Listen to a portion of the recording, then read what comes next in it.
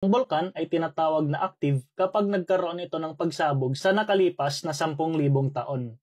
Sa ngayon ay mayroon tayong 24 na active volcanoes ayon sa PHIVOLCS at ang may pinakamaraming recorded eruptions sa kanila ay ang Mayon Volcano na may 54 eruptions from 1616 up to present. Ang dahilan bakit marami tayong mga bulkan ay dahil sa subduction ng Philippine Sea Plate at Eurasian Plate. Ito rin ang dahilan bakit marami tayong mga lindol sa Pilipinas. And for more details, panoorin nyo na lang ang video na ito. Ang pagsabog ng bulkan ay may dala ring mga hazards tulad ng lava flow, tephra fall, pyroclastic density currents, lateral blast, volcanic gas, at marami pang iba. Ilan sa mga bulkan natin ay may mga observatories tulad na lang ng Bulusan, Hibok-Hibok, Canlaon, Mayon, Pinatubo, Taal, at Matutum.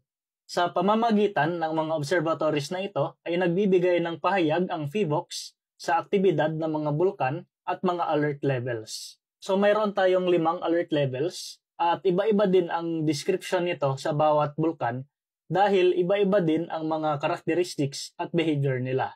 At ang naging basehan ng alert level system na ito ay ang 1991 Pinatubo eruption.